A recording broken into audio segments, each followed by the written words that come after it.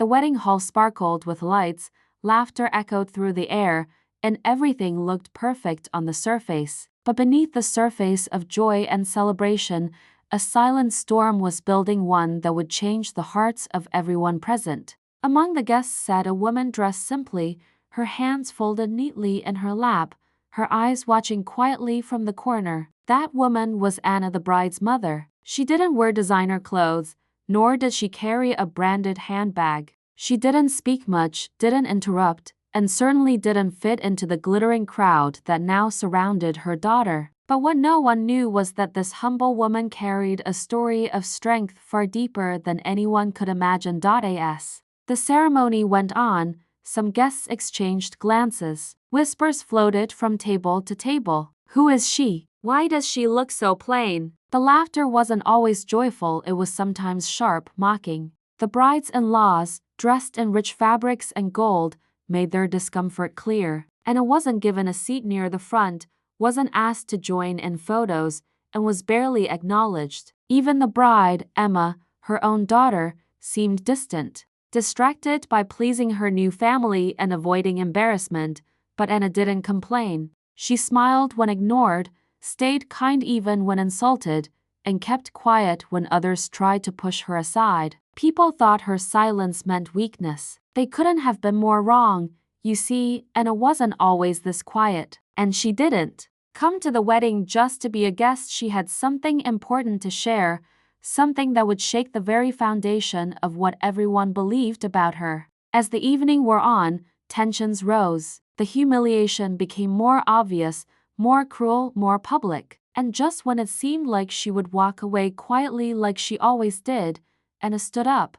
What happened next wasn't loud, but it silenced the entire room. The judgmental looks turned into wide-eyed shock. The same people who ignored her now couldn't take their eyes off her. And from that moment on, no one at that wedding would ever look at Anna the same way again. But what did she do exactly? And why did it leave everyone full of regret? That's where this story truly begins. Anna had always lived a quiet life. She worked long hours as a tailor in a small shop on the edge of town. Her hands were rough from years of stitching clothes for others, but she never complained. She raised Emma on her own after her husband left them when Emma was still a baby. There were no luxuries, no weekend trips, no fancy birthday parties, just hard work, love, and sacrifice. Every extra coin she saved went toward Emma's school fees, new books, or even a pair of shoes she needed for a school event. Anna never bought anything for herself, not even when her own clothes started to fade. She always believed that her daughter's future was worth more than her comfort. Emma grew up to be smart, confident, and beautiful. She got into a good university, made new friends, and slowly started to see the world beyond their simple home. Over time, Emma became more focused on fitting in with people who didn't understand struggle. She began hiding where she came from, stopped inviting Anna to college events, and asked her not to visit her hostel because it was too far. But Anna understood, or at least she pretended to. She thought maybe this was just a phase, maybe Emma just needed space to grow. When Emma got engaged to Ryan, the son of a wealthy businessman, Anna was both proud and nervous. She saw how Ryan's family lived big cars, expensive clothes, grand parties. She feared they would look down on her, but she never said it out loud. All she wanted was to see her daughter happy. So when the wedding preparations began, Anna kept her distance. She didn't push herself into planning. She wasn't asked to help choose the venue or the decor. Still, she quietly stitched the wedding veil by hand at night, pouring her love into every thread. On the wedding day, Anna arrived alone, wearing a dress she had sewn herself. She was seated at the back, ignored by most, barely greeted by the groom's parents, and gently avoided by Emma. But what no one knew was that Anna had brought something with her, something that could not be ignored. And with one step forward, she was about to remind everyone in that hall who she really was. What was it that Anna had been keeping all this time? And why did it hold the power to change everything? The moment Anna stood up, the music was still playing, but conversations paused. People turned to see what the quiet woman at the back could possibly want. She didn't raise her voice, didn't call attention to herself with a dramatic scene. Instead, she walked slowly to the front of the hall, carrying a small, worn-out bag close to her chest. Her steps were steady, her face calm, but there was something in her eyes, something strong, unshakable. Emma noticed her mother walking up but didn't know what to do. She glanced at Ryan and his parents, who now looked confused and slightly annoyed, and reached the stage and politely asked for the microphone. The host hesitated. There was an awkward silence, and for a moment, it felt like time had frozen. Some of the guests exchanged smirks, others whispered, unsure of what was going on. Emma's heart pounded in her chest. She had never seen her mother do something like this. Ryan's mother leaned toward him and whispered something with a frown. Emma could feel the weight of all eyes pressing on her, expecting her to do something, but Anna didn't speak right away. She opened the bag she'd brought and slowly pulled out a bundle wrapped in soft cotton. Inside was an old photo frame, slightly faded but clean. In it, a younger Anna stood outside a small house, holding baby Emma in her arms, smiling with pride. Alongside it, she placed a yellowing envelope and a diary, its corners curled from years of being opened and closed. These were pieces of a past no one knew about.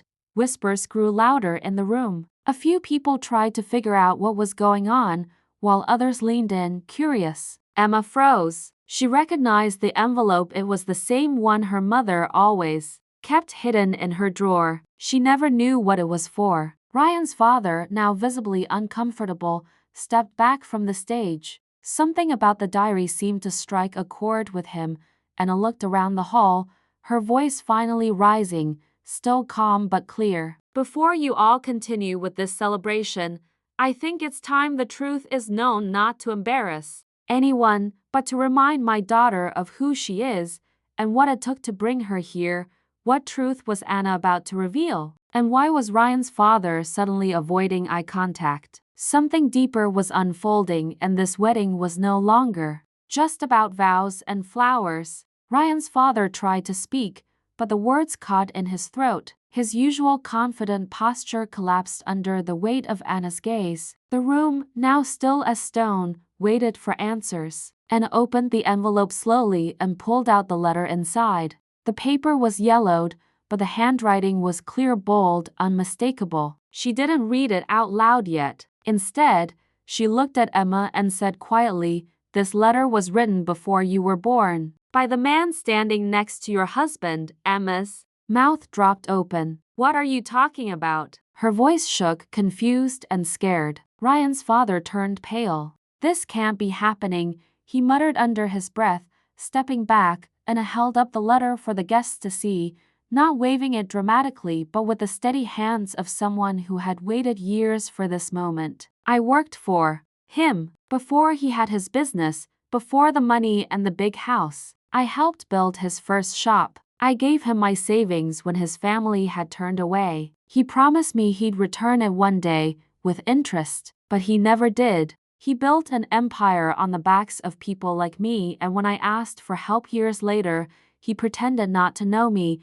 Ryan stepped forward now, stunned. "Dad, is that true? You took her money? Lied to her?" His father didn't respond. Instead, his silence said more than any denial could. The whispers turned into murmurs across the room. Guests looked at one another, processing the unexpected connection between the groom's powerful family and the woman they had just spent the evening mocking. Anna's voice didn't rise, but her words pierced through the room. "I never told Emma because I didn't want her to carry my bitterness. But today, being treated like a stranger at my own daughter's wedding, I realized silence only protects the wrong people." Just when everyone thought the story couldn't twist further, another voice spoke, soft, nervous, but clear. It was Ryan's mother. "There's something else Anna doesn't know," she said, standing slowly, her eyes avoiding her husband's. "Something I've kept buried for too long. Emma, you deserve to know the truth too." Emma turned, startled. "What truth?" she asked, her voice cracking. The hall held its breath again. Another secret was coming to light. one that could change not just the wedding but the very foundation of Emma's identity. The hall was silent again, but now with a different kind of tension. All eyes were on Ryan's mother as she slowly stepped forward, her hands trembling. She looked at Emma, then at Anna, her voice low but steady. Years ago, before I married Ryan's father, I knew Anna. We worked together at the same factory. We were friends. I remember the day she gave up her savings to help him start his first business. I told her not to, but she believed in him more than anyone else ever did. Emma's eyes widened. You knew my mother? Her voice was barely above a whisper. Ryan's mother nodded, eyes glistening. And when I married into this family, I was told to forget the past. I was told to act like none of it ever happened. But when I saw Anna today, sitting in the back, being ignored by everyone, I knew I couldn't stay silent anymore. Gasps rippled through the crowd again. The veil of pride that Ryan's family wore so confidently was now unraveling thread by thread. Emma turned to her mother, overwhelmed. Why didn't you ever tell me? Anna stepped closer, gently placing the letter back in her bag. Because I didn't want you to carry my pain. I thought if I stayed silent, you could live free of the past. But I see now, hiding the truth didn't protect you, it only left you unprepared. Ryan, still stunned, looked at his father. Is all this true? You took her money? Lied to her? His father didn't respond. His silence was no longer pride, it was defeat. His empire, his reputation, his image, all built on the sacrifice of the woman he had just spent the day disrespecting. Then came the final twist. Emma, with tears in her eyes, reached into her purse and pulled out an envelope of her own. I was going to wait until after the honeymoon to give you this, Mom, she said, handing it over. But I think you should see it now. Anna opened it, and inside was a letter of acceptance Emma had used her connections and savings to get. Anna's name added to a women's business grant. You taught me how to fight without shouting, Emma said. Now it's your turn to rise. In that moment, the room didn't just see a mother, they saw a woman who had always been powerful, even in silence. Anna stared at the letter in her hands, her eyes filling with quiet tears, not from pain this time, but from something warmer. Emma reached out and held her mother's hand gently, as if trying to make up for all the distance between them over the years. In that moment, the air in the hall shifted. People who had looked down on Anna earlier now looked at her with admiration. She hadn't shouted, demanded, or caused a scene. She had stood with truth, and that had been more powerful than anything else. Ryan walked up beside Emma, unsure of what to say. Mrs. Collins, I mean, Anna, I'm sorry for everything today. You didn't deserve any of it. He looked back at his parents, still frozen in shame, then turned to Emma. This wedding is supposed to be a start for both of us, and I wanted to begin the right way, with honesty and with respect. Emma nodded slowly. Then the first step is making sure my mom gets what she's owed, not just the money, but the dignity and place she's always deserved.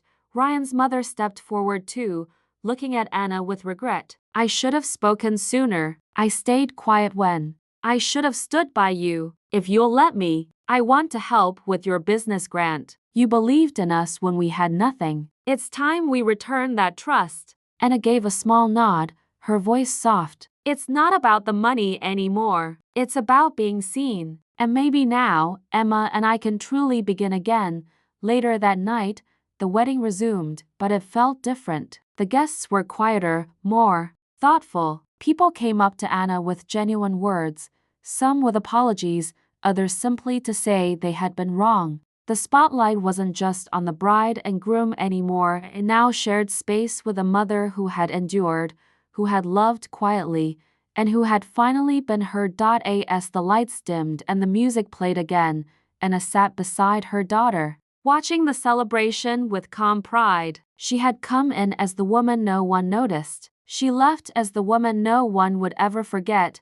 And in a world that often celebrates loud success, sometimes the strongest voice is the one that speaks with truth and love when no one expects it.